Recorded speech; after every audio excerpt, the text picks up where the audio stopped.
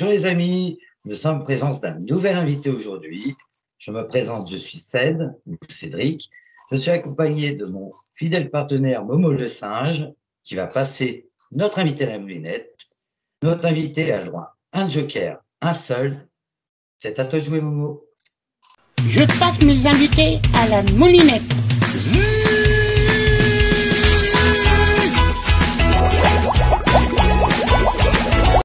Eh bien, bonjour Cédric, j'espère que tu vas bien, que tu as passé un bon week-end et que tu n'as pas trop fumé la moquette. Alors, voilà ma première question, mon cher invité. Bonjour déjà. Bonjour. Quel est votre nom et vos prénoms de naissance que vos chers papa et maman vous ont offert? Oui, donc je suis Bruno Geneste, donc je suis poète, écrivain. Et puis voilà, donc ça fait 30 ans que j'écris et j'organise aussi là prochainement la 16e édition du Festival de la parole poétique. Donc, On en parlera après, je vous passe à la moulinette et là, je veux vous connaître un peu plus. Quel âge avez-vous et quel signe zodiacal? J'ai 61 ans. Oui, jeune. Voilà, donc je suis un jeune. Et le signe zodiacal? Ah, je suis lion. Oui, c'est important quand même d'être Eh lié. oui, la fierté d'être un lion, la bonne crinière en face et on marche dans la savane. Bon, ça va, moi, je m'amuse aujourd'hui. Quelle est votre situation de famille et avez-vous des enfants? Non, j'ai pas d'enfant, non, je suis marié, mais j'ai pas d'enfant, voilà. Bonjour à madame que je connais personnellement. Voilà. Une petite, voilà. Où habitez-vous et dans quel département? Oui, alors je travaille ici à Moëlan-sur-Mer, en fait, où je suis installé depuis, allez, une vingtaine d'années, quoi, à peu près. Pour les auditeurs, Approximativement Moëlan-sur-Mer, c'est le... 21 ans, quoi. Voilà. Voilà. D'accord. Je voulais vous dire, les Donc c'est dans le auditeurs, que Finistère, Moëlan-en-Mer, limitrophe avec le Morbihan. Voilà. voilà. Et Moëlan-en-Mer, c'est connu par le film Doc Martin, pour ceux qui l'ont vu à la télé. Quel métier aimeriez-vous pas faire dans votre vie? Oh, bon, le seul métier que j'exerce, c'est celui de directeur artistique, et aussi directeur de la Maison de la Poésie du Pays de Quimperlé, et puis du festival. Non, je ne souhaite faire aucun autre métier. De toute façon, à mon âge, j'aurais peut-être du mal à me recycler. J'envisage plutôt de passer la main dans quelques années, mais bon, pour l'instant, je suis en forme et j'ai pas l'intention de laisser les choses comme ça, voilà, j'ai pas l'intention encore de laisser tomber cette belle aventure qu'est le Festival de la parole poétique et puis aussi la Maison de la Poésie, voilà. Maintenant, j'ai une autre question. C'est votre femme qui fait le ménage ou c'est vous? Bon, les deux, c'est très partagé, on n'a pas de... Et quelle corvée tu n'aimes pas faire, s'il te plaît? Les corvées que j'aime pas faire, qu'est-ce que j'aime pas faire je vais te dire des choses, peut-être des banalités, mais j'aime pas. Voilà, j'aime pas faire le jardin, par exemple. Voilà, c'est bizarre. Alors ça, en fait, il refile le râteau à sa femme, débrouille-toi. Parce qu'on a un jardin, donc il faut faire le jardin et c'est pas toujours. Voilà, ça c'est quelque chose que j'aime pas faire. Donc je suis pas très bricoleur. Je suis pas. Oui, par exemple bricoler, ça j'aime pas bricoler. J'appelle un bricoleur qui vient à la maison, qui répare ce qu'il y a à réparer, mais je ne fais pas les bricoles. Je n'aime pas ça. C'est pas mon truc, quoi. Enfin, voilà, chacun son truc. Puis voilà. Quelle couleur vous aimez? Les couleurs, ouais, les couleurs, j'aime beaucoup le bleu. Voilà, j'ai une. Et puis aussi le mauve. Le bleu et le mauve. Voilà. Pourquoi? Comment? Pourquoi vous citez ces couleurs? Excusez-moi, bel animal. Bel animal, il te demande pourquoi tu aimes ces couleurs. Pourquoi j'aime ces couleurs? Bah, le bleu, pour moi, c'est la couleur de la spiritualité, c'est la couleur de la subtilité, de la profondeur. Et le mauve, c'est quelque chose d'un peu dissimulé. C'est moins évident que le bleu, donc c'est un peu antinomique avec le bleu. Donc c'est pour ça que j'aime le mauve, parce que je trouve qu'il y a vraiment quelque chose de, là aussi, peut-être proche de l'ésotérisme. Voilà, de la partie cachée, en fait, de cet ordre caché du monde. Voilà. Alors, toi qui aimes jouer avec les mots, as-tu été un bon élève et dans quelle matière? Oui, bon, j'étais assez bon élève, mais j'étais pas non plus voilà, le premier de la classe, hein, loin de là. Hein. Donc oui, j'étais un élève moyen. Je n'aimais pas très, je n'aimais pas l'école. Enfin, je trouvais qu'il y avait trop de règles, trop de. Donc je suis quelqu'un d'assez libertaire. Donc voilà, je trouve que les règles de l'éducation nationale à l'époque, en plus, c'était peut-être un peu plus rigide. Ah Lorsque oui, il j'allais s'est à fait taper l'école sur dans les les doigts avec années une règle. 60, voilà, c'était la plupart du temps, les institutrices, pardon, étaient plutôt des bonnes sœurs, ou alors dans certaines écoles, on appelait ça les frères. Donc c'était quand même des gens, des tortionnaires d'enfants, quoi, en fait, en quelque sorte, quoi. Donc on n'était pas au départ, comment dire, très avantagé du fait qu'on ait des tortionnaires. Je veux dire, notre scolarité était un peu, je dirais, un peu bouleversée par les pratiques de ces gens qui sévissaient dans les écoles à l'époque. Moi, j'étais dans Alors, une école catholique, enfin, contraint et forcé, hein. Donc voilà. Et est-ce donc, que tu avais quand même une moi, matière que tu aimais? j'ai quand même fait des études, évidemment, mais bon, c'est pas l'école. Pour moi, l'université, la plus belle université, c'est le dehors. Enfin, c'est la grève, c'est, euh, c'est les bois, c'est les forêts. C'est là qu'on apprend le plus de choses que dans une école, sur les bancs d'une université ou ailleurs. Je pense que oui, pour acquérir les bases de la langue, ne serait-ce que de la langue, oui, c'est important quand même. Mais bon, je dirais que 50% du chemin se fait dehors, se fait au contact avec les éléments, se font au contact avec des forces universelles. Voilà, je pense que quelque part, je suis une sorte de trappeur du rivage, quoi. Hein, quelque Oh, chose comme ça. ça y Ouais. est, Avec un esprit j'ai... sauvage, un peu indompté, voilà, c'est ça. Et à l'époque, déjà, quand j'étais jeune, je ne supportais pas trop l'autorité, donc c'est pour ça que j'ai fait ce métier-là. Je suis devenu poète et écrivain, hein, c'est parce que je ne supportais pas cette autorité. Et je trouve que la société actuelle, elle est beaucoup trop autoritaire, trop, allez, liberticide, voilà. Alors, mon cher Davy Croquette, toi qui es un trappeur, quel objet utilise... Trappeur du rivage, pas un trappeur. J'ai pas de bois ici. Il y a une forêt bon, c'est la forêt de Carnoët, hein, j'habite pas très loin, mais bon, c'est pas vraiment les très grandes forêts canadiennes, hein, ou les forêts québécoises, qui sont des forêts où on peut vraiment se perdre. Mais bon, ici, on peut Alors, se perdre aussi, mais enfin, on vous retrouve assez vite. alors, s'il te plaît, cher lutin, toi qui parles si bien, quel est l'objet à qui tu ressemblerais le plus si tu avais un objet? Un Euh, objet,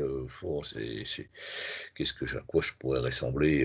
Un objet, Ah oui, alors attention, tu as un le droit totem, d'utiliser. oui, un totem peut-être.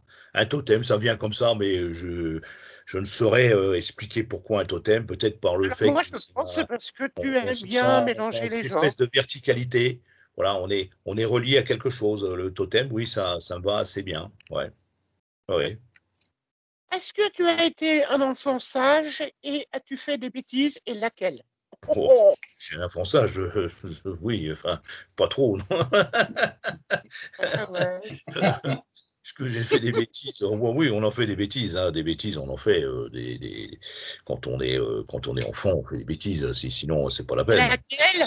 C'est grave si on n'en fait pas, quoi. Hein. Et Pas des laquelle la bêtises, plus ouais, grosse? bah, disons qu'il faut relativiser. C'est pas des bêtises, c'est pas des grosses bêtises, mais enfin, c'est quand même des bêtises. Voilà. C'est Ouais, c'est pas ceux de Cambrai, hein. Et alors, quelle bêtise que tu as fait la plus grosse? Voilà. pour la plus grosse bêtise. Je sais pas moi, qu'est-ce que j'ai fait comme Je peux bêtise? pas le dire, hein. Il y en a tellement que c'est difficile de dire laquelle la plus grosse Ah bêtise. oui, C'est peut-être, d'accord, ok, bon, on allez, je passe sais la pas ce que j'ai question. fait comme bêtise. Oui. Joker. Allez, Joker, ouais, Joker, je préfère, ouais, parce que. Tu n'as pas utilisé d'autres jokers. Maintenant, tu as utilisé, tu es obligé de répondre à toutes les questions. Et comme je suis pertinent, tu m'as bavé. Voilà. Quel cadeau que tu as reçu est le plus beau cadeau lorsque tu étais enfant ou adulte? Oui, le plus beau cadeau, en fait, je pense que c'était lorsque j'ai eu ce prix Saran Alexandrian de la Société des gens de lettres. Ça, c'était un superbe cadeau. C'est vrai que c'est un moment où on ressent, ben, voilà, on se sent, comment dire, oui, une sorte de mise en valeur de votre travail qui fait que, ah, je vois plus le singe, il est parti, ou, Oui, il a reçu un appel, je pense. ah, il a reçu un appel. Donc, oui, voilà, cette reconnaissance-là pour votre travail que je considère un peu comme un cadeau, puisque c'est vrai que ça vous tombe comme ça dessus, et c'est d'autant plus agréable que ce prix était doté de 10 000 euros. Donc, c'est vrai qu'effectivement, aller à Paris, aller récupérer un chèque de 10 000 euros à Paris, c'est quand même assez rare. On va plutôt à Paris pour dépenser de l'argent, et on revient les poches vides. Eh oui, quel beau cadeau. Oui, Donc, quel beau cadeau. voilà, ça c'était un cadeau. Ça c'était un super cadeau. Voilà. Alors maintenant, si tu étais un animal, quel serais-tu et un pourquoi? ours. Un ours. Voilà. Oh oui, ça te va bien ça. Oui, tu fonces partout. Un ours blanc, un ours blanc. Voilà, un bel ours qui montre son bon panache. Je suis monsieur. Voilà. Oui, c'est le fait que bon, c'est vrai que l'ours est un animal assez indomptable aussi, donc et je trouve que bon, les Amérindiens en ont fait un animal sacré. Je trouve que aussi les Celtes aussi, on parle aussi à Ars. Le Ars, c'est quoi? C'est le roi Arthur. C'est Ars.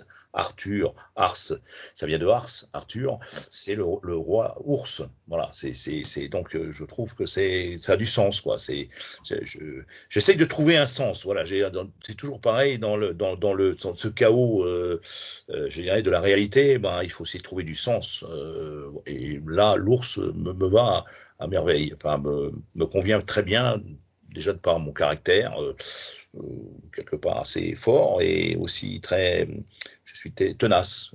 Je fais toujours preuve de ténacité dans la vie. Je ne laisse jamais rien tomber. Enfin, j'essaye en tout cas de parce que jamais rien lâcher. Voilà, et tout en ayant quand même aussi une souplesse. Il faut être un roseau aussi. Hein. Il faut pas non plus s'enferrer dans des vérités qui d'ailleurs n'existent pas. Voilà. Donc, alors, tout doit être mouvant. Voilà. Et souple. Je suis souple aussi. Voilà, ça me va bien aussi, la souplesse. Alors, Cédric, tu vois, Monsieur H, il n'a pas tous les ours du monde. Hein. Ah oui. C'est pour l'inviter de la dernière fois, et c'est un collectionneur d'ours, c'est pour ça que je dis ça. Voilà. Voilà. Alors, quel est le personnage préféré que vous aimez vraiment, et pourquoi? Quel est le personnage Votre personnage préféré, le personnage préféré dans le cinéma, dans la littérature là où tu te sens le mieux, en fait. Ouais, c'est-à-dire que un personnage que voilà, dans lequel que tu adores, et pour une raison bien précise.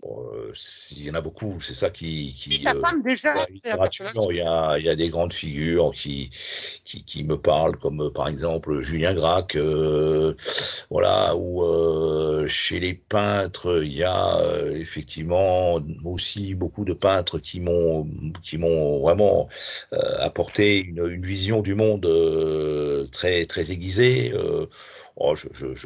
Je parle. Suisse. Je pense à des peintres comme Miro, par exemple, l'univers en poétique de Miro. Je pense à des univers un peu déjantés, peut-être dans le romantisme noir, où on retrouve des grands peintres également. Dans le surréalisme, ben oui, il y en a une quantité de peintres qui m'ont vraiment, disons, formé l'œil. Ils sont tellement nombreux que j'aurais du mal à en citer un, parce qu'il y en a vraiment, la liste est tellement longue.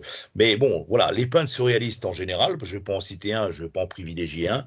Donc, il suffit d'aller taper sur Internet, et puis là, on trouve quand même une liste, comme par exemple Tanguy, qui vient à l'esprit, là, l'univers d'Yves Tanguy.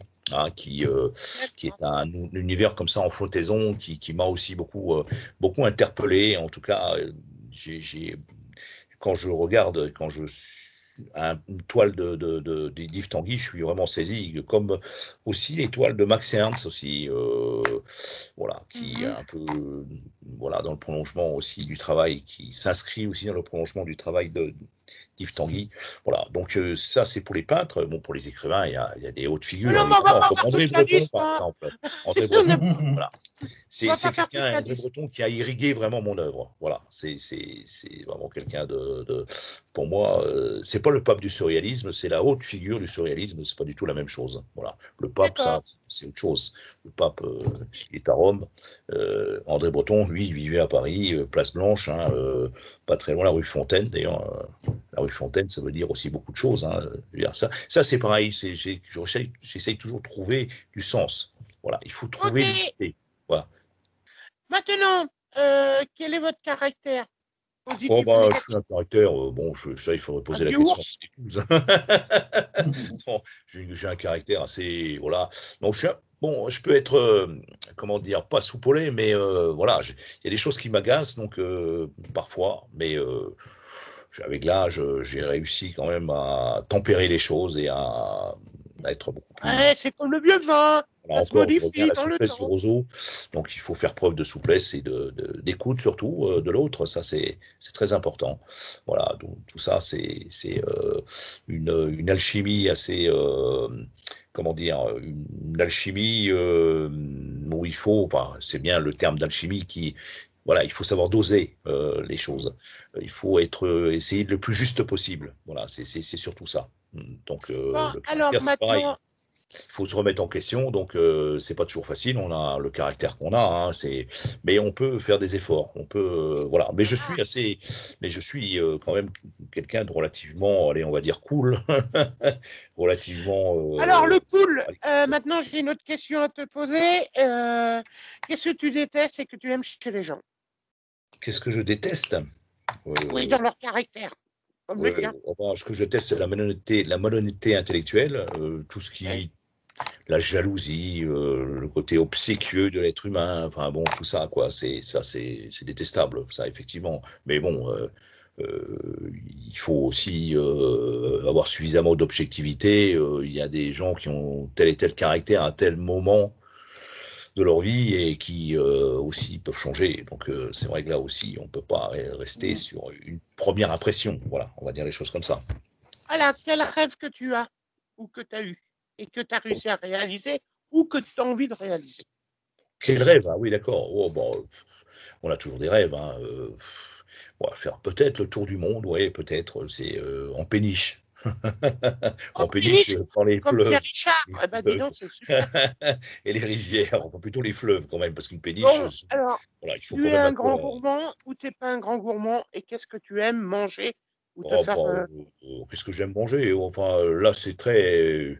Je suis un gourmet quand même. J'aime le homard, par exemple. J'aime les plats cuisinés, mais avec raffinement. Je suis pas un gourmand au sens où je mange beaucoup. Je fais attention quand même, parce qu'il faut faire attention. Et donc, je suis plutôt un gourmet, oui. Je suis un cuisinier moi-même, donc je prépare aussi des plats qui sont voilà, savoureux et qui font plaisir aussi à l'esprit. Quel plat tu aimes cuisiner quand tu as des invités? Oui, alors quel plat peut-être j'aime particulièrement? Oui, j'aime beaucoup les fruits de mer. Enfin, j'ai les plateaux de fruits de mer, j'aime aussi tout ce qui est côtriade, tous les plats à base de poisson. Voilà, j'aime beaucoup ces plats-là. Voilà. Et pour ça que tu es du côté de Moëlan-sur-Mer. Oui, oui. Bah oui, on est vraiment dans une proximité maritime. On a 3 ports ici, donc c'est vrai que pour se fournir en poisson et en fruits de mer, c'est assez assez simple et c'est moins compliqué que d'habiter dans une ville. Évidemment, bon, on trouve toujours des poissonniers, mais là, c'est vrai qu'on a la fraîcheur des produits qui est très appréciable, hein, c'est sûr. Alors, quelle est ta dernière question que tu vas avoir pour toi? Tu as utilisé le joker, tu es obligé de répondre. Quel est votre talent qui est peut-être caché ou pas caché, qui est une passion ou pas passion? Voilà, votre passion et votre talent. Pas la passion, mais ma passion, Intervenir. elle est pas seulement pour la littérature, ça c'est une évidence, mais aussi pour les arts plastiques. J'ai toute une collection d'arts plastiques dont je vais souvent dans les expos. J'ai une passion effectivement, pour l'art en général. Voilà. Ça, c'est une grande passion, oui, effectivement. Voilà. C'est quelque chose qui fait partie de ma vie depuis tellement longtemps que voilà, je peux pas me passer. Et l'art, c'est la beauté, quoi. C'est la beauté du monde. Donc voilà, ça c'est quelque chose dont on peut pas se passer. Voilà. Donc on est. Alors, monsieur Bruno, je serais content que vous me faites une belle poésie, car aujourd'hui, nous allons parler de votre talent. Et je vais laisser la parole juste après votre poésie à mon cher ami Cédric qui reprendra l'émission et qui vous passera la deuxième moulinette. Donc, alors ça s'appelle, pardon, La Gare des Confins, un texte. Je donne juste un extrait, hein, c'est un texte court. Hein, y a-t-il une gare où déposer son silence? Y a-t-il une gare avec des nadjas dans la brume? Existe-t-il une mystique des routes avec des rêves et des chiens, avec des enfants sans garde, des trains en papier et des visages sans parole dans l'oubli? Y a-t-il une gare dans nos sommeils en carton? Y a-t-il une gare de songes et de fer, de sable remué? Y a-t-il une gare dans nos proximités de rails et de vitres? Y a-t-il une gare avec des visages perdus dans les secondes qui te respirent dans la lumière? Y a-t-il une gare qui nous efface? Sur l'enclume des horizons, y a-t-il une gare ouvrant les subtiles portes de la perception? Y a-t-il une gare sans nom où vibre le blanc des limites? Y a-t-il une gare vivante comme une lumière de frisson dans l'inachevé du voyage? Y a-t-il une gare aux lisières de sable nées de la poussière de l'obscur? Voilà. Extrait. Est-ce que tu as une gare pour aller chez toi? Voilà. Est-ce que tu as une gare pour aller chez toi? Oui, effectivement, bah ça, il y en a plus. Et effectivement, il y en a eu une gare pour aller chez moi de Quimperlé à Moëlan, mais elle n'existe plus. Bon, bah, je ne prendrai pas le train. Mais quelle belle poésie. Voilà, monsieur. Je vous laisse avec mon grand frère et de temps en temps, je viendrai vous embêter dans mes questions. Ok. Intervenir quand tu veux, oui, effectivement. Bah quoi, moi aussi, je voulais être animateur sur les Titans cachés. Mais non, Happy, c'est moi Cédric, c'est moi l'animateur des Titans cachés. Allez, si tu es sage et que tu me laisses faire l'interview, tu auras le droit à un honneur. Allez, il est temps de l'interview. Notre invité, Bruno Geneste, que je suis enchanté de rencontrer. Salut. De présenter par ailleurs. Donc, comment est née cette passion pour la poésie? Oh bah, cette passion, elle est née en fait. J'ai eu un appel. 30 ans, un peu plus de 30 ans quand même, 35 ans. J'ai toujours lu beaucoup de poésie en fait, donc j'en lisais sur le rivage là où je vivais, c'était à Pamar, donc et c'est vrai que je me suis beaucoup intéressé à l'œuvre des grands poètes qui ont marqué, en tout cas, l'histoire de la littérature, comme par exemple Rimbaud, Baudelaire. Je lisais aussi Nerval, je lisais des poètes français, mais aussi américains, donc de l'espace américain, l'espace de l'Amérique des Indiens, donc c'est comme Walt Whitman par exemple, la philosophie d'Emerson, enfin voilà, j'avais tous ces poètes-là qui m'accompagnaient, et donc avec lequel je me suis forgé, en fait, je dirais, une manière de voir le monde, voilà, une manière d'envisager la réalité. Voilà, c'est surtout ça. Donc c'est comme ça que j'ai commencé à écrire mes premiers textes et sortir mon premier recueil qui s'appelait en fait Les Veines du silence. Voilà, en gros, pour résumer, quoi. Donc oui, je remarque aussi qu'il y a beaucoup de spiritualité dans tes propos. Tu parles d'Indien, je pense que tu parles aussi de l'Asie. Tu as cette spiritualité qui transpire. Est-ce que je me trompe? Non, pas du tout, Cédric. Non, non, c'est en fait, je me suis beaucoup intéressé à différentes spiritualités. Dans le druidisme, j'ai sorti d'ailleurs un livre qui s'appelle Révélation sur la sagesse des druides, donc qui est sorti aux éditions Trajectoire, que j'ai coécrit avec Paul Sanda. Et donc, je me suis beaucoup intéressé aussi à la spiritualité extrême orientale, au Tao, au bouddhisme zen, etc. Donc, sans forcément adhérer, sans forcément pratiquer. Mais je me suis intéressé à plusieurs spiritualités, effectivement, parce que je trouve qu'il y a des manières en tout cas, il y a des croyances, des manières de se relier au monde, et ces manières-là, elles sont très intéressantes. Elles permettent aussi d'approfondir toute une démarche intérieure, et la poésie fait partie je dirais, de cette quête d'unité. Et donc, et dans cette quête d'unité, on essaie de trouver en fait des pics en fait dans la réalité. Enfin, on essaye de faire en sorte de rentrer dans quelque chose de cohérent. On essaye de trouver un sens à ce qu'on fait. Donc, c'est pas tout d'écrire de la poésie, mais il faut encore trouver le sens et ce qui va parler à celui qui va lire le poème. C'est ça qui est intéressant. Voilà. Et le message qu'on peut dire. Momo, vas-y Momo. Et le message que tu as envie de dire en même temps et faire passer. Oui, bien sûr, tout à fait. Oui, c'est le message que j'essaye de faire passer. Oui, oui, oui, oui. Mais bon, après, est-ce qu'il est audible? Ça, c'est autre chose. Hein. C'est vrai que c'est jamais quelque chose de facile déjà de parler de sa propre poésie et de parler de son propre parcours. C'est difficile. Avec les années, on y arrive, mais au début, quand on est un jeune poète et qu'on vous pose des questions, vous savez à peine y répondre. Enfin, vous bredouillez. Mais bon, quand on a une certaine expérience, on a expérimenté pas mal de choses. Et donc, on arrive à un moment à comprendre un peu le sens de la quête perso, quoi. Voilà. Mais sinon, quel sujet te motive dans l'écriture d'un poème? La nature, qu'est-ce qui peut Oui, te... enfin, c'est divers et varié. C'est-à-dire que, en fait, bon, ce qui m'intéresse le plus, en fait, c'est de parler du rivage, mais du rivage en tant que lieu, en fait, comme les moines celtes l'envisageaient, un peu comme des lieux de révélation, en fait, des lieux de surgissement d'une réalité.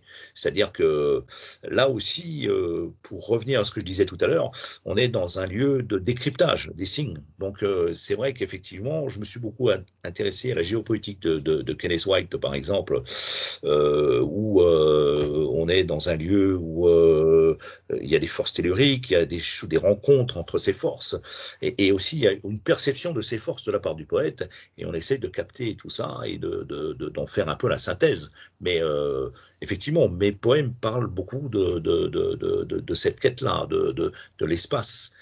L'espace du rivage, l'espace tout court aussi, parce que c'est là qu'on respire, c'est là qu'on retrouve un second souffle, c'est là aussi c'est souvent au dehors qu'on trouve aussi ce recul par rapport aux choses. Ça, c'est effectivement la nature en tant que respiration, et pour moi, je dirais presque le motif central de mon travail, quoi. C'est vrai qu'avec les veines du silence, sanctuaire du milieu des vents, etc., j'y glisse aussi des fragments de mes questionnements justement sur cet au-delà du visible, c'est-à-dire l'invisible. Et donc là, j'essaye aussi d'apporter pas des réponses, mais je me pose surtout beaucoup de questions. Voilà, mais je n'affirme rien du tout. Je ne fais pas de prosélytisme. Je dis pas qu'il faut penser, un poème, ce n'est pas fait pour ça. Je dis pas qu'il faut penser ceci, qu'il faut penser cela, non, non, au contraire. Je laisse l'espace le plus ouvert possible à des questions, à des questionnements. Voilà, qui sont les questionnements d'un poète. Voilà, sur le monde, sur la vie, la mort, sur notre sens, le sens de notre présence en ce monde. Voilà, ça fait partie en fait de tous mes questionnements, de ces interrogations, je veux dire, profondes sur la quête. Sur ma quête personnelle, mais aussi peut-être d'une manière plus générale de cette présence au monde qu'essaye de dire le poète dans ses poèmes. Voilà. Momo. Alors moi, la question, c'est, tu parles de quête, tu parles d'écriture et tout. Et est-ce que tout ça, tes idées viennent quand tu te promènes sur un sentier de mer ou juste où tu arrêtes le temps, tu te dis, tiens, je vais m'arrêter, j'écoute le vent, et en fait, à ce moment-là, les idées viennent ou pas. Ouais. En fait, il s'agit plutôt de sensations. C'est-à-dire qu'on accumule des sensations. Des fois, ça ne vient pas de suite. Il faut un peu de temps pour. Mais effectivement, ça m'arrive de me promener avec un carnet. Enfin, je le faisais beaucoup à une époque. Là, je le fais un peu moins parce que j'essaye de rester plutôt réceptif à tout ce que j'entends, etc. Mais bon, en fait, on part pas avec cette idée-là. Voilà, parce que on se laisse saisir par les choses, par le monde, par les bruits, par les sonorités du paysage, voilà. Donc on essaye finalement de rentrer dans un autre paysage, parce qu'on est dans un paysage, mais on essaie d'inventer un autre paysage, mais bon, à partir de la réalité. On n'est pas non plus dans une espèce de, comment dire, de science-fiction, hein. C'est la poésie, c'est pas ça du tout.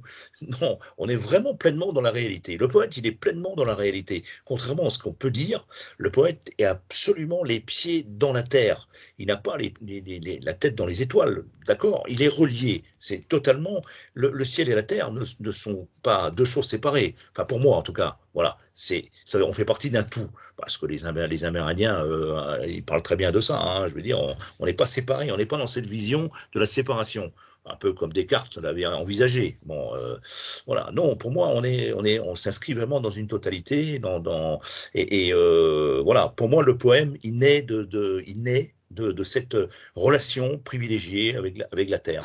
Voilà. Et l'inspiration, elle vient de toute façon de manière presque naturelle à ce moment-là. On n'est pas on force pas les choses. Voilà. Je sais que le matin, tu prends un bain en hiver ou comme en été. Ouais. Ta façon de peut-être te ressourcer en allant dans l'eau comme ça à 10 degrés et peut-être de récupérer des énergies pour t'aider à construire tes poèmes. Ah oui, bah, tout à fait, oui, parce que oui, je me baigne. Je te connais bien. Hein, même quand il neige, je me baigne toute l'année. Je trouve que c'est quelque chose, c'est une espèce de communion avec là encore, avec les forces. Moi, j'appelle ça les forces universelles, mais enfin les forces de la mer, l'énergie de la mer. Ça, c'est quelque chose de superbe, oui, parce que bon, je suis pas le seul à le faire, hein, je le fais pas seul d'ailleurs. Et donc, c'est vrai que c'est une sensation assez, c'est presque indescriptible, parce que ce qu'on ressent dans l'eau, c'est quelque chose qui vous transcende, quoi. Vous êtes transcendé par l'eau elle-même. C'est-à-dire que vous êtes ailleurs, totalement, l'espace de quelques minutes, parce que l'hiver, on peut pas rester très longtemps, mais au moins 5-6 minutes, quoi. En fait, on se purifie, cette manière, on est quelque part on est ailleurs, totalement ailleurs. Quand on est dans l'eau, on est dans un élément. Je veux dire, votre poids est divisé par, je sais pas, c'est le principe d'Archimède, par 10, je crois. Donc, vous êtes déjà plus léger, le sang circule mieux. Enfin, vous êtes vraiment je pense que vous êtes dans quelque chose de cosmogonique, totalement imprégné du cosmos. Et donc, effectivement, avec toutes les forces de la mer, enfin, moi, ce que j'appelle en fait les forces atlantiques, quoi. Enfin, tout ce qui se cristallise en vous tout d'un coup, c'est finalement, oui, il y a tout un univers là qui va se cristalliser en vous. Vos émotions ne vont pas être les mêmes. Il y a plein de choses comme ça qui vont se passer justement lors des bains de mer. Mais c'est quelque chose que je vais peut-être essayer d'approfondir encore, peut-être en faire un livre pour raconter un peu tout ce qu'on peut ressentir dans l'eau en toute saison, hiver. C'est parce que papa, il t'a vu, en fait, il t'a vu avec Gauthier, je ne sais plus comment, et vous avez fait le poème de l'écume, et je trouve l'écume de la mer, et je trouvais que ça te ressemble beaucoup. Oui, on a créé l'Homme de l'écume, oui, c'était un spectacle avec Paul Sandin magnifique, justement, où j'ai écrit effectivement là aussi cette communion avec l'élément eau. Et donc c'est vrai, là c'était une belle création. L'Homme de l'écume, en fait, c'était une sorte de, comment dire, de personnage un peu mythologique qui surgit. Je pense que tous les poètes qui ont quelque chose vraiment à dire ont ce personnage un peu mythologique qui est un peu leur double. Voilà. Ça c'est c'est quelque chose. En plus, on peut le faire parler, on peut lui faire dire des choses à ce personnage-là. Parce qu'il y a toujours un double en vous. Hein. Je veux dire, dans le poète, il y a finalement deux poètes. Là. Donc, et je trouve que ce dialogue entre moi et cet homme de l'écume là, j'ai constaté en tout cas que depuis un certain temps, ce personnage revient d'une manière très récurrente et j'ai l'impression qu'il me nourrit. Hein, c'est ça qui est très intéressant, c'est d'avoir un double en fait, parce qu'on est double en fait tout simplement. Hein, on vit, on est toujours à deux en fait. On a toujours le poète entretient toujours un dialogue finalement au fond. Au fond, c'est ça. Il est toujours en dialogue avec quelque chose. Moi, c'est avec effectivement cette écume, cette blancheur, cet espace. Le blanc, pour moi, c'est l'espace qui n'est pas encore conquis, qui reste encore à explorer. Voilà. Conquis, c'est peut-être pas, je mets entre guillemets, enfin, je dirais d'une manière intérieure. On n'est pas on n'est pas en train de conquérir quelque chose. Hein. On essaye justement d'élargir l'espace, de le rendre plus fluide, afin qu'on puisse aussi quelque part, d'une manière très pas à pas, quoi, qu'on arrive comment dire, à se débarrasser en fait des scories de l'existence et qu'on arrive peut-être à épurer au fur et à mesure, à se dire que ça c'est pas important, ça c'est pas important. On garde finalement que justement cette partie non immergée, cette partie qu'on ne voit pas, c'est invisible en soi, dont je parle souvent dans mes essais. Et donc c'est ça qui, à mon avis, permet justement de se grandir, d'avoir une vue beaucoup plus large et débarrassé de... Tu veux dire que tu parles de ton toi intérieur en gros. Voilà, tu connais bien ton toi intérieur. C'est mon intérieur, hein, la poésie c'est ça, hein. C'est quelque chose qui palpite en soi, c'est une vibration intérieure, et donc c'est quelque chose qu'on essaye d'élargir, de prolonger, parce qu'il y a toujours des prolongements, et c'est ça le poète, il essaye de défricher à travers toute cette forêt de signes, en fait, et il essaye de trouver un espace plus respirable, plus respirant, et aussi peut-être un souffle que la réalité, je dirais, première, ne lui apporte pas, quoi. Parce qu'il y a plusieurs stades dans la réalité, c'est ça qui... Il faut des capacités d'observation, d'analyse, quelque chose pour être poète. Non, pas forcément. Je crois que ça se forge au fil des années. C'est pas tellement qu'il faut telle et telle capacité, mais je crois qu'on les développe, en fait. Moi, je pense pas que je sois plus intelligent et plus... Voilà, peut-être plus sensible, ça c'est certain. Oui, parce qu'on perçoit des choses. Hein. Il y a des choses qu'on perçoit. C'est ce qu'on appelle la sensation de monde, sensation d'un monde qui est là dans cette réalité et qui demande qu'à être intériorisé en fait finalement quoi. Il s'offre à vous quoi. Ce qui est intéressant, c'est que chaque poète a une perception, éprouve des sensations différentes de vous, ce qui fait que les textes et le continent de la poésie, il est tellement vaste et tellement divers que vous allez avoir des milliers de visions du même lieu, quoi. C'est ça qui est intéressant. Enfin, je trouve que franchement, la poésie est la fille de la littérature, la fille aînée de la littérature. C'est elle qui a permis à la littérature d'être comment dire, de trouver un langage vraiment intéressant, vraiment profond. Je ne dis pas que les romanciers n'ont pas des univers, mais sans la poésie, franchement, un roman où il n'y a pas de poésie, c'est un peu sec, quoi, il faut le dire. Enfin, je veux dire que peut-être une chose qui ne va pas plaire aux romanciers, sinon, pour moi, le roman, il est fade. Si on n'a pas cette dimension, si le roman n'apporte pas une dimension poétique, une dimension, je dirais, où on ressent le monde avec ses parfums, ses sonorités, oui, parce qu'il y a des romans, des grands romans, mais vraiment, hein, il y a des très très grands romanciers qui justement, on le voit chez certains romanciers américains ou français. Par exemple, bon, Gracq, il n'était pas vraiment dans le roman, mais bon, il y a eu Aragon aussi, les très grands romans d'Aragon, qui était poète. Donc, c'est vrai qu'effectivement, on ressent une sensation de monde. On a quelque chose de vraiment profond, dans les romans où il y a une dimension poétique, où il y a un intérêt pour la poésie. Mais c'est pas le cas de tous les romanciers d'aujourd'hui, enfin, qui sont plutôt dans une espèce de relation un peu socio-personnelle au monde, et ça me plaît pas, quoi. Effectivement, c'est fade, quoi. Il manque de la chair autour de l'os, quoi. Hein, on va dire les choses comme ça, quoi. Alors moi, la question, à quel âge est venue cette passion, cet enfant, et comment s'appelle ton premier poème? Oh oui, non, mais je crois qu'on en a déjà parlé. Je crois que oui, enfin, j'ai commencé en fait assez, pas tardivement, mais oui, j'ai commencé à lire vraiment de la poésie à partir de 12-13 ans, quoi. Enfin, aujourd'hui, vous allez demander à des mômes de lire de la poésie à 12-13 ans, ils sont plutôt sur les jeux vidéo, etc. Hein. Enfin, ils sont plus dans les... Non, à cette époque, on n'avait pas tous on n'avait pas le numérique, on n'avait pas de portable, on n'avait rien de tout ça, quoi. Donc, c'est vrai qu'effectivement, on avait la télé, mais enfin, c'était tellement nul que de toute façon, on valait mieux se plonger dans les livres.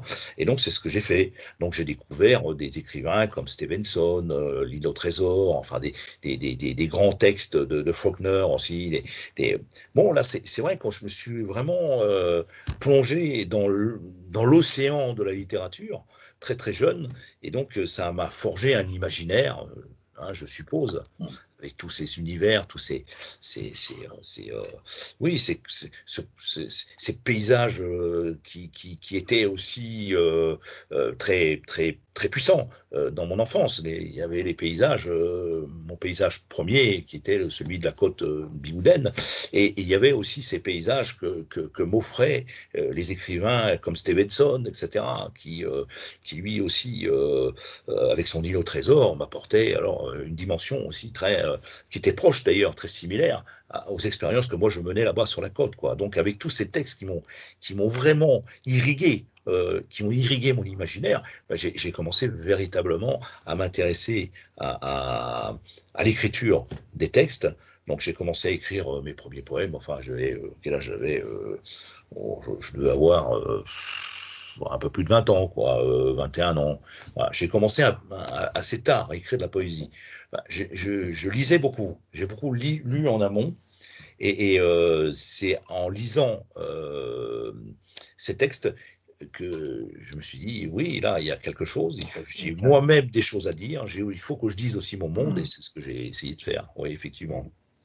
Et donc, avec plus ou moins de belles réussites, je l'espère en tout cas. Et mon premier texte, alors pour répondre à ta question, c'était Les Veines du silence, enfin celui qui a vraiment été ensuite édité par un éditeur qui s'appelait Blanc Silex. Et donc c'est comme ça que j'ai commencé à 30 ans. Donc mon premier texte a été édité à 30 ans, a été écrit à 28. Donc 28 ans. Voilà. Donc ça, voilà, il y a plusieurs étapes. Je crois que ce sont des étapes nécessaires qui sont presque initiatiques. Hein. On peut dire que c'est l'initiation. Hein. Oui. Ça va, voilà, la poésie, ça se fait pas comme ça. Donc il faut aussi là aussi épurer. Donc ça c'est toujours pareil, quoi. Bon, dans la quête poétique, on essaye d'enlever aussi un maximum de scories, de choses qui encombrent l'espace de la parole, quoi, pour trouver sa propre parole, pour trouver la singularité de sa parole. Voilà. J'espère que la question. Puisque moi-même, j'ai commencé par la poésie et j'ai repris l'écriture avec une émission qu'on a écrite avec Momo, si tu te rappelles bien, Les Aventures de Sédou, mais pas que. C'est vrai qu'on va reprendre bientôt. Et c'est vrai que lorsqu'on se passionne pour la lecture, on se plonge plus facilement dans la poésie. Et je pense que c'est ça qui t'a peut-être aussi permis d'imaginer le monde, de l'écrire, de ressentir le monde. Oui, tout à fait. Oui, je pense que c'est tout à fait ça, parce que la plupart des gens à qui on pose la question de savoir, de savoir vraiment en littérature ce qui les a vraiment, vraiment inspirés, irrigués, qui les a. C'est toujours la poésie qui arrive c'est toujours les poèmes. C'est rare que ça soit. Bon, moi, ça a été, je l'ai expliqué tout à l'heure, ça a été les poèmes, les poètes français, évidemment, anglais aussi, hein, les romantiques anglais, et puis donc ceux de l'espace américain. Ceux-là, ils m'ont aussi beaucoup apporté, je veux dire, une dimension, la dimension du sauvage. Voilà, c'est pour ne pas citer Lévi-Strauss, l'esprit sauvage, le whiteness des Américains, le Spirituel des Bretons. Enfin, voilà, il y a quelque chose là que j'avais envie de creuser. Voilà. Et toute ma poésie, elle est complètement, comment dire, oui, elle est habitée par tout ça, par ces mondes-là, quoi. Donc voilà, parce que la poésie, c'est des mondes, quoi. C'est ça qui manque à notre société, à notre civilisation, c'est qu'on est dans l'unidimensionnel. On n'est pas dans on n'est pas dans un monde multidimensionnel. C'est ça qui fait que, je veux dire, tant de gens malheureux, tant de gens qui sont en manque je dirais, de réponses à des questions qu'ils n'auront peut-être jamais, mais enfin, à tous ces questionnements qui viennent comme ça, je veux dire, au cours d'un parcours d'écrivain, tous ces questionnements, j'ai trouvé certaines réponses, même partielles, dans le monde des Amérindiens et ceux et aussi dans le monde celtique, parce que c'est vrai qu'effectivement, et dans toutes les civilisations, je dirais qu'on disait barbare, mais enfin, barbare au sens où les Grecs l'entendaient, quoi, étranger à la civilisation. Donc c'est en faisant retour à la base qu'on arrive à trouver des relations très profondes avec la nature des peuples amérindiens, celtes, etc. Et on aurait certainement plus à apprendre de ces gens-là que d'un intellectuel parisien, par exemple. Enfin, ça, évidemment, quand j'ai dit ça, j'ai rien dit. Bon. On va te tuer.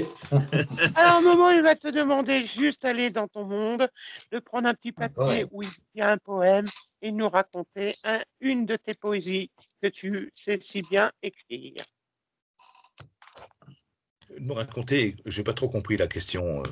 La question, en fait, c'est peux-tu prendre un poème et nous emmener dans ton univers, dans ton monde à toi, avec la solitude ou la plénitude de notre chère mère nature. Oh là là, je commence à faire des... Oui, non, ça se passe dans un train, en fait, ça s'appelle Compartiment Express Minuit, ça fait partie d'un texte qui va être, que je dis souvent sur texte, que je dis, pardon, souvent sur scène. C'est un texte qui a été mis en musique par Laurent Rann, en fait, c'est je dirais, voilà, mon compère de scène qui d'ailleurs, qui est un artiste lui-même, plasticien, et qui, lui, s'occupe de la partie sonore, de la mise en musique de mes textes. Donc, voilà, on a un duo, donc on explore pas mal des univers aussi, beaucoup de la musique expérimentale, de tout ce qui... Voilà, et donc on a ce texte-là qui se passe dans un train, c'est un texte que j'ai écrit dans un train, enfin l'ensemble des textes que je dis, ça s'appelle Le train des infinités froides, c'est un texte qui se passe dans un train, un peu comme dans le texte de Sandras, donc le Transsibérien, mais c'est pas le Transsibérien, hein, je pars de Quimperlé et j'arrive à la gare de Bruxelles. Donc c'est entre le Quimperlé et la gare de Bruxelles que j'ai écrit l'ensemble de ces textes-là. Et donc ça commence par Froidure du paysage troué de feu. Donc effectivement, je suis dans ce train, c'est en hiver et donc on est dans une sensation de paysage un peu je dirais, oui, en suspension, en flottaison, il fait froid, c'est troué de feu. Pourquoi? Parce qu'il y a des lumières très aveuglantes, des éclats. Donc, compartiment express minuit, nuit calcinée du rail. Donc, il fait encore nuit. Donc, c'est encore la sensation des espèces de chaleur comme ça qui montent et qui vous parviennent, c'est pas vraiment de la chaleur, mais on a une sensation de quelque chose de calciné, tu vois, quelque chose qui va trouer la réalité. Voilà, c'est ça. Après, bon, évidemment, lueur incessante sur la Highway 61. Alors, je fais référence, en fait, à tous les hobos américains qui partaient comme ça. C'était à l'époque de Woody Guthrie. Ils sautaient dans un train de marchandises et qui les amenait, voilà, dans ces confins américains, et qui partaient avec leur guitare. C'était des mecs, voilà, qui ont été peut-être ceux qui ont ouvert la voie, je dirais, des errances de la Beat Generation. Voilà, c'est tout ça qui me vient quand j'écris ces textes-là, assis dans ce wagon. Alors je dis, assis dans ce wagon, dans l'ininterrompu qui t'emporte au cœur un seigneur du blanc. Là encore, je reviens au blanc. Ça m'emporte dans quelque chose qui est de l'ordre de l'inconnu, qui est de l'ordre de... Voilà, on est là encore dans une espèce de creusement. Voilà, du poème. C'est toujours un creusement, un poème. On vrille la réalité pour arriver à quelque chose de puissant. Alors, je ne vais pas faire tout le texte parce que ce serait un peu trop long, mais je vous donne quand même quelques petits exemples de la manière dont on écrit un poème et comment les choses finissent par... finissent par prendre un certain visage, voilà. C'est ça. Alors, par contre, peux-tu nous parler du festival Sémaphore? Ah oui, le festival de la parole poétique. Alors là, j'ai normalement, en principe, à vous montrer donc ce qui ressemble. Oui, enfin, ça c'est l'affiche ici du festival. Enfin là, c'est la brochure, mais j'ai pas la fiche là. Elle est en bas, mais c'est pas grave. Ça reproduit également aussi l'affiche. Et donc ça se passe du 1er au 3 octobre. Et donc c'est sur le pays de Quimperlé et plus particulièrement à Moëlan-sur-Mer à l'Ellipse, où j'invite en fait chaque année au mois de mars, mais là nous sommes au mois d'octobre parce que le festival est à mon avis le coronavirus sanitaire. Donc voilà. Donc là il y a un certain nombre de poètes qui sont invités. Les arts plastiques sont aussi à l'honneur. Là cette année on rend hommage en fait à deux grandes figures de la chanson et de la poésie. C'est Léonard Cohen qui on peut dire l'un des après Dylan ou avec Dylan, plutôt avec Dylan, je dirais des auteurs-compositeurs qui ont mis vraiment au centre la poésie au centre de leur œuvre, de leur préoccupation, parce qu'il était aussi écrivain. Et Graham Wright, qui était un chanteur, mais poète également, et qui a été le traducteur, qui est un traducteur qui a remarquablement traduit les textes de Léonard Cohen. Donc ça, c'est vrai que effectivement, ça dure 3 jours. Donc là, je suis en pleine préparation de ce festival, et donc ça dure 3 jours. Et c'est 3 jours en fait de lecture, de performance, voilà, avec la jam session qui ouvre le vendredi 1er octobre donc à l'Ellipse à Moëlan-sur-Mer, qui ouvre donc les festivités avec un hommage à Léonard Cohen, à l'univers de Léonard Cohen, voilà. Donc ça c'est le festival de la parole poétique et c'est chaque année. Donc ici sur le territoire. Et à l'affiche, il y a des noms. Oui, bien sûr. Bon, là, on va retrouver un certain nombre de poètes. Alors, il y a Pauline Catrineau, Claude Bert, il y a Titouan Poète, il y a Dim Porcu, qui est un poète d'origine sicilienne, David Giannoni, qui est belge, Jérémy Tolomé, il y a aussi Roger West, qui nous vient d'Écosse, il y a Viviane Ciampi, qui elle, est italienne, et puis il y a Béatrice Machet, Claude Faber, qui est aussi le parolier de Bertrand Cantat, dans Terre brûlante. Et puis il y a Miguel Angel Real qui nous vient donc qui est d'origine espagnole et accompagné de musiciens comme Yvonique Penven, Gurman Loudou, Dominique Robineau. C'est une jam session poétique, donc les musiciens ne se connaissent pas vraiment. Ils arrivent, ils improvisent sur les textes des poètes pendant 3 minutes. Enfin, ils ont 3, 4, 5 minutes maxi. Et donc, ça fait une soirée que je présente d'ailleurs. Ça fait une soirée très, très, très sympa, très rythmée, avec des couleurs différentes, des univers différents. Donc, tout ça donne une très, très belle soirée. Voilà, donc, je suis assez fier. C'est en quelque sorte une certaine musicalité en même temps. Oui, tout à fait. Oui, c'est complètement. Les musiciens ne connaissent pas du tout les textes des poètes. On les emmène pas du tout parce que sinon, on passerait du temps à tergiverser sur qu'est-ce que je fais là. Non, il faut vraiment que ce soit l'improvisation. Et le fait que ce soit l'improvisation, ça fonctionne. On l'a essayé plusieurs fois. Ça s'appelle de la poésie. Comment ? Ça s'appelle de la poésie. Voilà, ça s'appelle de la poésie, mais bon, ceci dit, il y a un canevas quand même, il y a un conducteur, les choses sont organisées. Hein. Non, mais on donne pas, par exemple, l'ordre des poètes, parce que là, sinon, tout le monde est non, je veux passer avant, je veux pas. Non, voilà, il faut vraiment que ça soit fait comme ça. Et c'est au dernier moment que je donne les feuilles de conducteur aux poètes. Donc c'est là qu'ils sont bon. Sinon, ça les fait cogiter. Voilà, il y a des petites choses que j'ai appris comme ça en tant qu'organisateur. J'ai organisé des événements quand même. J'organise j'organise des événements, pardon, depuis 30 ans, donc j'ai des petites choses qui sont dues, liées simplement à l'expérience, hein, voilà, que je ne fais plus et que je fais toujours maintenant avec une espèce de comment dire, oui, de spontanéité, parce que les choses la poésie est de l'ordre de la spontanéité, du surgissement, du jaillissement dans la réalité de quelque chose qui est de l'ordre du merveilleux, de la beauté, de la force de vie, etc. C'est ça qu'il faut saisir, voilà, et j'essaye de faire ça avec le plus de plaisir possible, voilà. Mais c'est la poésie du réel, comme on pourrait dire. Oui, c'est ça. Voilà, je crois que c'est une parole au sens le plus fort du terme. Et je pense que les gens n'ont pas du tout conscience que la poésie, c'est pas de la niaiserie, c'est pas de la mièvrerie, c'est une véritable quête intérieure qui, avec une parole, un paysage de la parole complètement transcendé, et ça, du coup, ça apporte vraiment une respiration. Quand on est enfermé dans une réalité qui est unidimensionnelle, c'est vrai qu'effectivement on s'emmerde au bout d'un certain temps. Et donc là, la poésie, elle apporte véritablement une dimension, une dimension, à mon avis, que peu de disciplines artistiques, à part évidemment la peinture, mais la musique aussi. Mais c'est pas pareil. La musique est plutôt codifiée. Donc, mais la poésie n'est pas forcément codifiée. Là, il vous emmène dans des paysages totalement inconnus, des sensations que vous ne connaissiez pas. Et c'est ça la force de la poésie et des poètes. Voilà. Et que j'essaye de défendre depuis tant d'années. C'est une véritable quête de la réalité, en fait. Mais une réalité augmentée. C'est tout simplement une réalité augmentée. Plus de force de vie, plus de beauté, et on a besoin de ça. Sinon, oui, surtout en ce moment,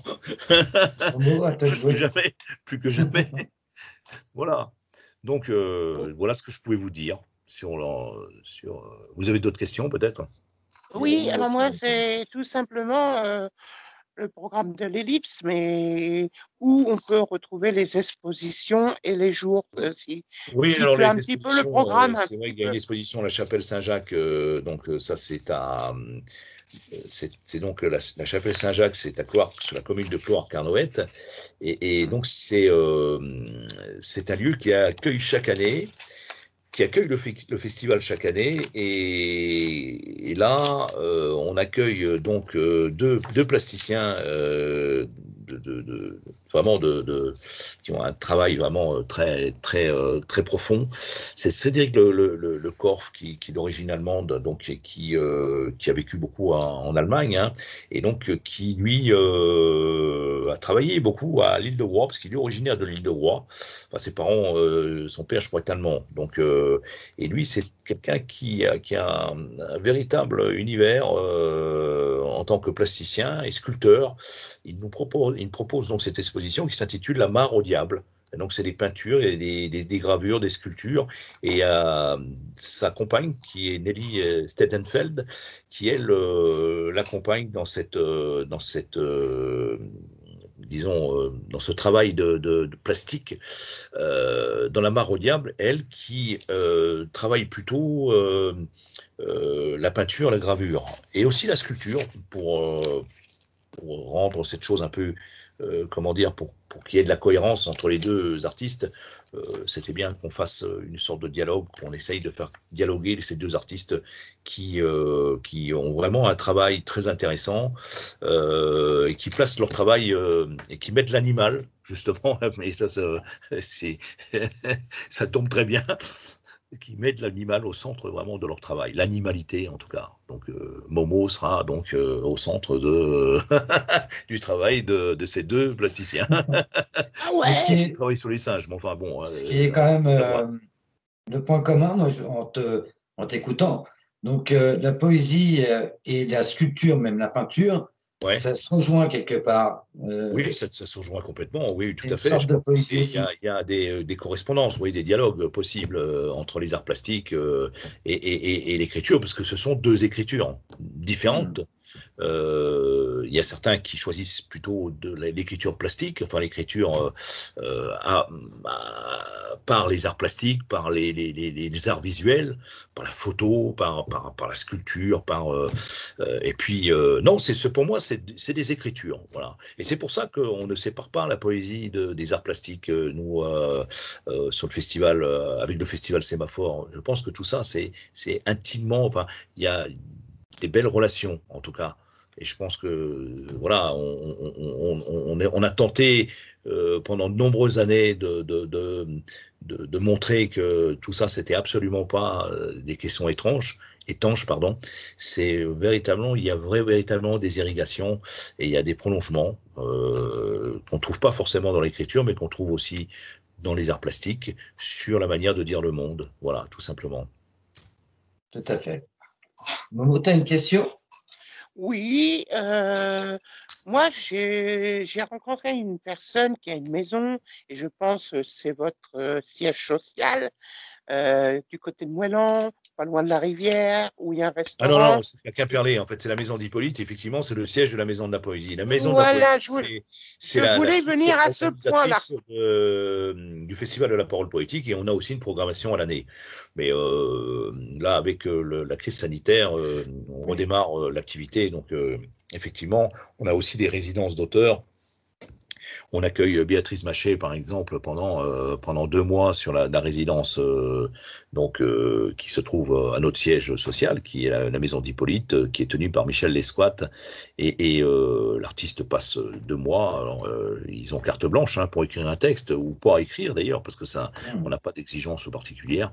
Donc voilà, mais on fait beaucoup de choses. On fait aussi une résidence du côté dans ce domaine en tout cas, on fait aussi une résidence du côté du sémaphore de Ouessant, sur le Créar, le sémaphore du Créar, donc il se trouve au nord-ouest de l'île de Ouessant. Et donc là, l'artiste, le poète en tout cas, passe 1 mois en résidence dans ce lieu totalement isolé, enfin, atypique, isolé, parce que vous êtes pas loin du bourg, mais enfin, il y a le gardien de phare, etc. Donc là aussi, là, c'est propice aussi pour l'artiste d'être dans un lieu, vraiment un haut lieu, pour essayer de creuser un tout petit peu son travail artistique. Voilà quoi.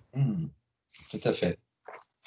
Oui, c'est intéressant parce qu'en fin de compte, ça permet à l'artiste de se recentrer sur son travail en même temps. Oui, c'est ça, de se recentrer sur son travail aussi en même temps, et puis de se concentrer. Les lieux, c'est toujours des lieux de concentration. Hein. Je veux dire, voilà, quand on est en résidence, on est dans un lieu, autant que ce lieu soit vraiment un lieu particulier, comme le sémaphore, la maison d'Hippolyte, avec des lieux qui sont très singuliers, et qui effectivement permettent au poète de se concentrer sur son travail, quoi. Ça, c'est clair. Comme un prisonnier qui se retrouve peut-être pas comme un prisonnier. Non, mais c'est de l'humour. Ma métamorphose à moi, ma façon de réfléchir, en me disant, des fois on est prisonnier, on a peut-être envie de faire des choses, et on n'est pas si prisonnier que ça, parce que la poésie, c'est comme ça, et il nous faut un temps de réflexion, d'être dans la solitude pour pouvoir construire notre histoire. Exactement, tout à fait. Exactement. Important. Je suis rattrapé. On se recentre sur l'essentiel. On se recentre sur son travail, absolument. Ça. Il faut aussi avoir une certaine philosophie, je pense, pour être poète. Il faut être bien centré, parce que quand on est seul comme ça sur un sémaphore pendant 1 mois, donc c'est pas la portée de tout le monde. Il y a des gens qui sont pas faits pour ça, tout simplement, en dehors de toutes les questions, je dirais, de supporter, ne pas supporter la solitude. Il faut vraiment être bien dans sa tête, quoi, pour faire une résidence comme ça, quoi. C'est vrai que vous vous retrouvez seul. Moi, je l'ai fait pendant 2 mois. Vous vous retrouvez seul dans un sémaphore, avec le bourg qui se trouve à 2 km ou 3 km. Mais enfin, la météo change très vite à Ouessant, et vous pouvez partir avec du beau temps et revenir avec une pluie et du vent. Et c'est vrai que c'est très exposé. C'est l'endroit où se trouve le sémaphore, c'est la pointe de la pointe du Perne. Là, c'est plein ouest. geste. Donc c'est vrai qu'effectivement, ça peut être très rude. Voilà. Mais bon, les conditions d'accueil de l'artiste dans le sémaphore du Créart sont très bonnes. C'est chauffé, c'est pas du tout spartiate, hein, pas du tout. Non, non, mais voilà, c'est là aussi, ça m'a donné l'idée de confronter l'artiste à, je dirais, la force des éléments, à un paysage vraiment, je dirais presque archaïque. En fait, tu reviens toujours à la nature. On a l'impression d'un paysage des origines, quoi. Donc c'est vrai qu'effectivement, là, on ne peut qu'écrire des choses intéressantes. Enfin, en général.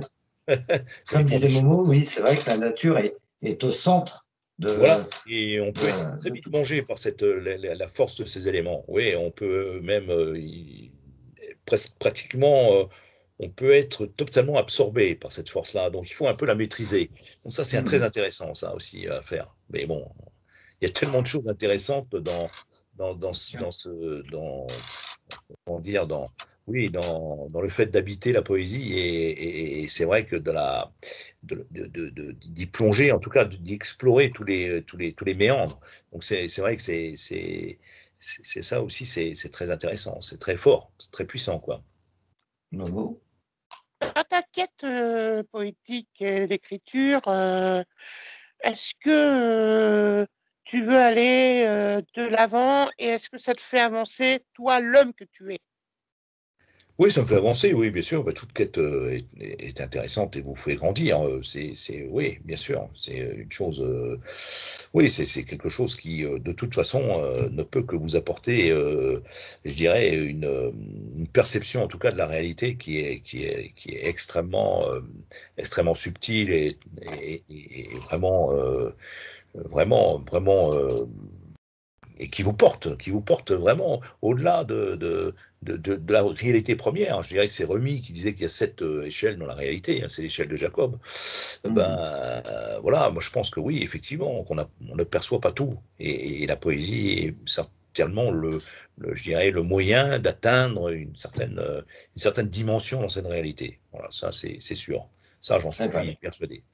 Et poétiquement, est-ce que tu as un souvenir qui se rapporte à tes histoires de poésie ou dans le festival, un moment très très fort que tu as vécu? Oui, bon, avec le collectif les Anges du Bizarre, bon, on a fait des performances magnifiques, enfin d'une puissance incroyable, quoi. Et là, toujours dans l'improvisation, on a parlé avec Cédric tout à l'heure, mais c'est vrai qu'effectivement, ça aussi, c'était quelque chose, on avait pratiquement rien préparé et la magie, voilà, elle était là, quoi. Bon, avec des bons musiciens, on peut faire aussi beaucoup de choses. Mais là, effectivement, on était parti, bon, avec le texte, évidemment, on savait qui devait prendre la parole, Paul Sanda, moi. On était 2 sur scène, hein, non, 2, 3. Oui, il y avait le slammer aussi de Basso. Je veux dire, on était, voilà, ce trio-là, et on a fait quelque chose d'extraordinaire. Et il y avait aussi Manu Lanuel ce jour-là, d'ailleurs, qui est monté sur scène et qui a dit un texte. Et ça, c'était un moment très, très fort. On a tout enregistré, on doit en faire un album, justement, un live, parce que c'est vraiment un moment qu'on n'a pas retrouvé depuis, enfin qu'on retrouve très rarement, parce que il y a une conjonction de choses qui font que tout d'un coup la magie opère. Mais ça, c'est encore de l'ordre je dirais oui, c'est quelque chose qu'on peut pas prévoir. C'est au contraire, je trouve que la performance en poésie, elle permet ce surgissement. C'est un peu, comment dire, Diogène qui sort de son tonneau et qui surprend tout le monde. Et ben c'est ça, c'est le principe de la performance, c'est ça. Et avec les Anges du Bizarre, on a fait des choses, ouais, très très très belles, très fortes, très très puissantes, dont je garde un souvenir effectivement très fort. Oui. C'est la magie des mots. Et justement, on va venir à la question de Patoun. La picole de Patoun. Coucou Bruno. J'envisage sérieusement de recourir au rituel des Anges du Bizarre. Il paraît qu'il allume le feu de la danse de l'esprit. Mais au fait, avec quelle rime et à quel rythme me conseilles-tu de le pratiquer ? comment on pouvait rentrer dans ce rythme, c'est ça? Oui. Voilà, c'est ça, tout à fait.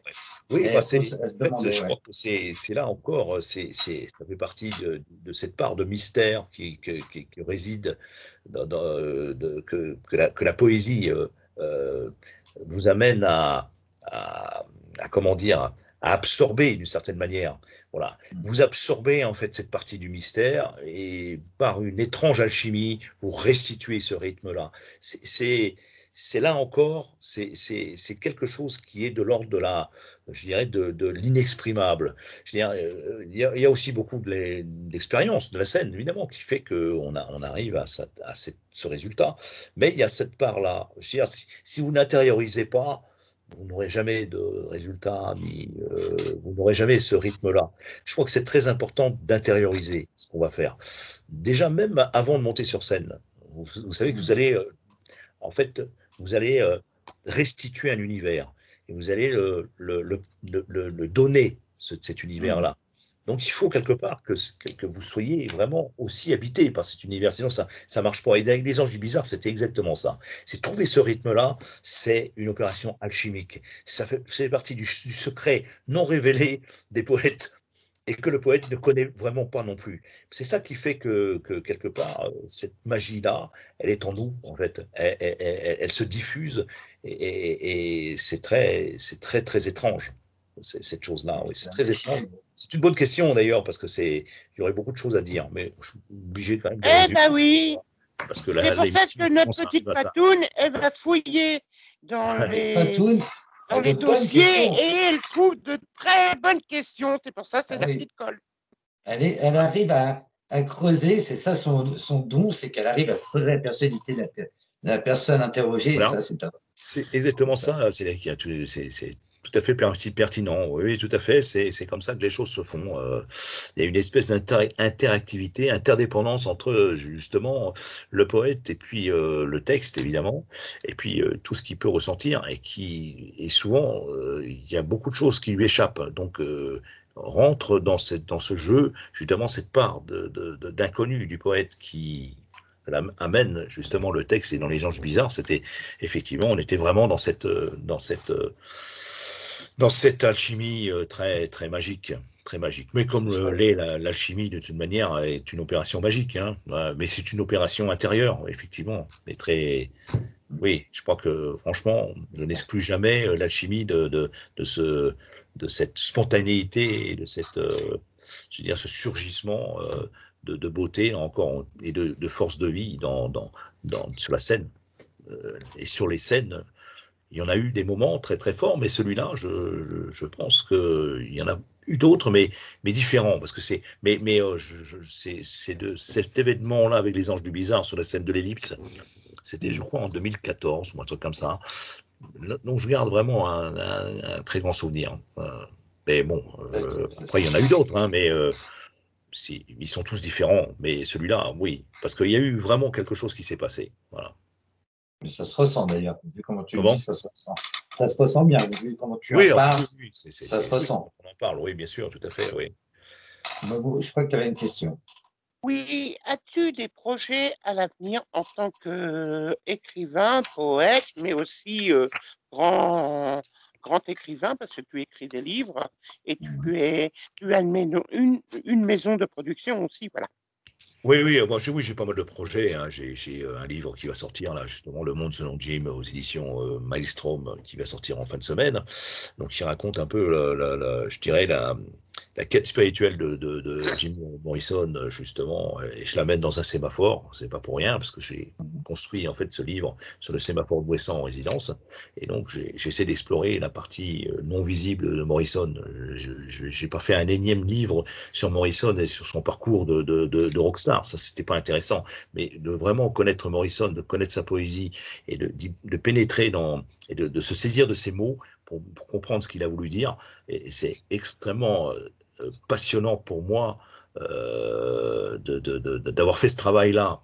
C'est un vrai travail d'introspection, je dirais, de l'univers spirituel, je dirais mystique de Morrison. Bon, ça va sortir en fin de semaine. Et puis, j'ai d'autres projets, évidemment. Un livre sur les écrivains et cordes. Et puis, un livre autour aussi de l'univers de Bob Dylan. Bon, oui, vraiment des projets.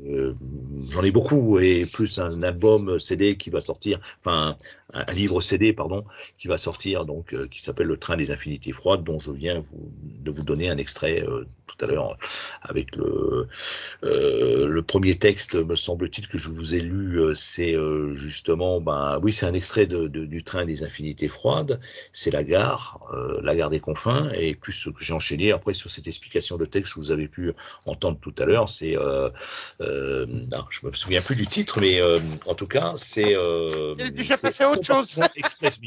Compartiment Express Minuit, voilà, ça me revient.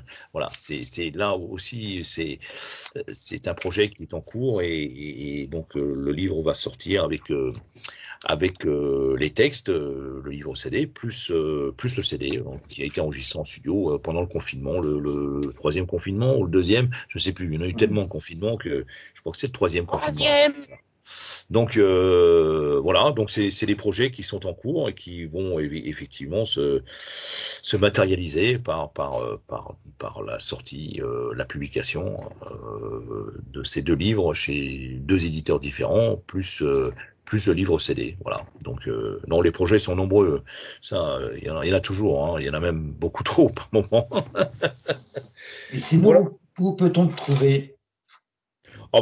Mes livres sont vraiment, il suffit de taper mon nom, vous trouvez sur tous les sites. Je veux dire, je suis présent chez tous les libraires. Tous les libraires voilà, vous pouvez commander mes ouvrages sans aucun problème. J'ai pu dire, enfin, je suis chez tellement d'éditeurs différents que de toute façon, vous trouverez au moins un de mes livres chez eux sans aucun problème. Voilà. Alors, j'invite tous nos éditeurs à taper le nom, et si vous voulez plus de renseignements, tout est disponible. Momo? Oui, moi, j'ai une petite question. Si tu avais un conseil à donner à quelqu'un pour écrire de la poésie, un enfant ou un adulte, qu'est-ce que tu conseillerais? Qu'est-ce que je lui conseillerais? De lire d'abord les poètes. Je crois que c'est très important. Ouais. C'est même vachement important de lire les poètes, de lire vraiment les poètes, de s'imprégner de leurs univers, hein, pluriel. Hein. Et donc, avant de commencer à écrire, c'est en lisant les autres qu'on arrive soi-même à trouver sa propre voix. Même si au départ, on fait même des parodies, on peut commencer comme ça. Hein, on peut pas écrire comme Baudelaire ni Rimbaud, mais enfin, on pense s'en inspirer. On peut avoir des compagnons de route, voilà, des compagnons d'esprit, voilà, pour être beaucoup plus précis. Donc voilà, je vous conseille vraiment de lire les poètes. C'est vrai que il y en a quand même beaucoup de publiés. Il y a des très bons poètes. Il faut les lire. Je crois que c'est très important. Et commencer la poésie sans lire sans lire les poètes, ça c'est une erreur fondamentale. Il faut lire les autres. Il faut justement, même si on est inspiré, on trouve à un moment ou un autre, on trouve sa propre voix. Hein. Ça c'est clair. On trouve son propre, je dirais, sa propre parole. Voilà. Parce que c'est ça qu'il faut essayer d'atteindre, c'est d'avoir une singularité, d'être une voix parmi cette constellation de poètes, mais une voix qui a son importance, bien évidemment, parce que chaque voix a son importance.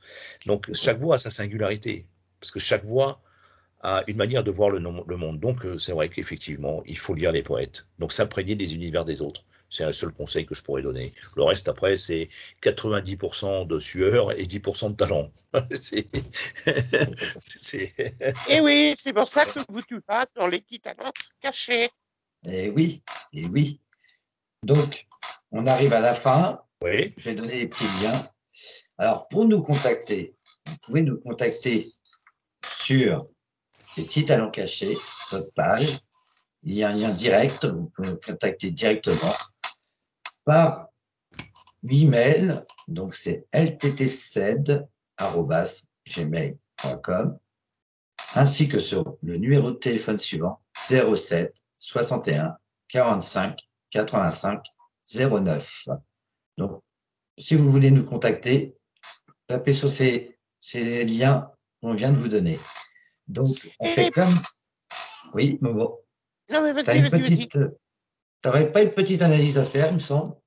Alors si, moi j'ai une petite analyse avant de dire au revoir. Alors, pour dire au revoir à cette fois-là, ça sera Bruno à la place du générique, parce que ce sera lui qui va nous conter un beau poème. En entendant, oui, dans la peau d'un ours, il y a un homme de l'écume, un bel homme de l'écume, qui avec sa plume écrit des mots, qui se transforment en poésie, et ces poésies deviennent de l'art et une façon de se nourrir pour devenir quelqu'un d'important. Voilà. Très belle analyse. Bravo, Momo. Bon, merci, en tout cas. Et Merci. comment peut-on, avant de dire au revoir à Bruno, je voudrais savoir comment contacter pour regarder les animations proposées du 1 au 3 octobre pendant ce festival de la poésie. Oui, bah, c'est très Comment simple. ça se Maison de la fait et poésie où?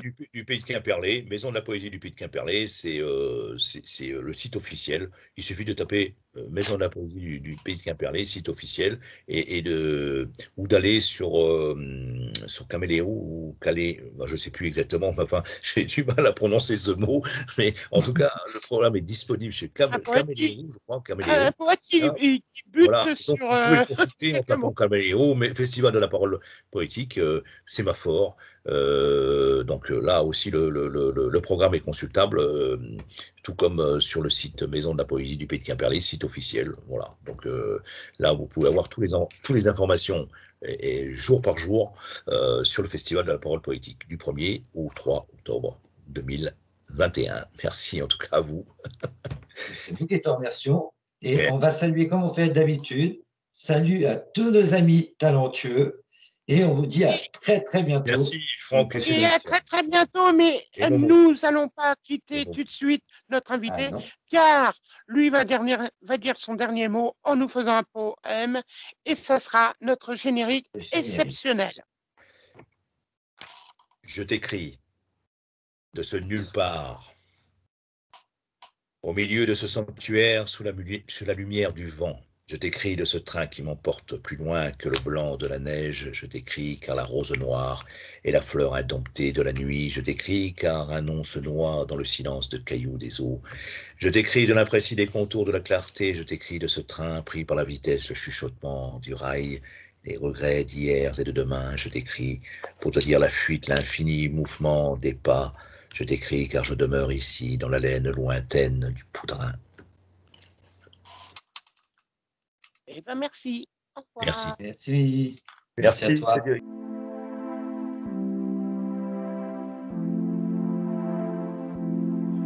de pèlerins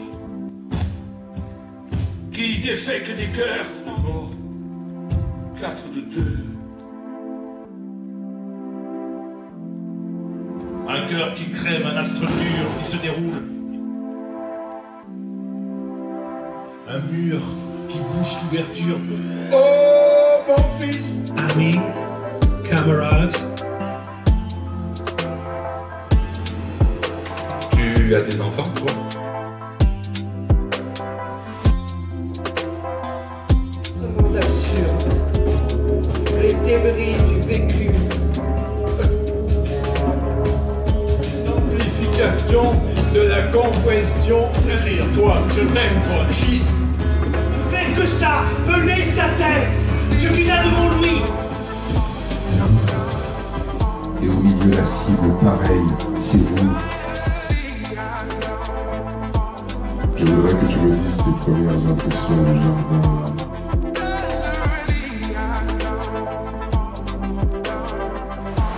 Le Boulbus, c'est associé au peintre, c'est associé à Gauguin, mais ils sont quatre. Cette place s'appelle place Gauguin. Pourquoi? Ben voilà, parce que Gauguin a travaillé dans cette maison. Aussi bien que sur le plan symbolique, la plus grande part de ce qui nous reste d'une tradition autochtone. La version expurgée de la bibliothèque verte lorsque j'étais enfant. On tournait les serpents.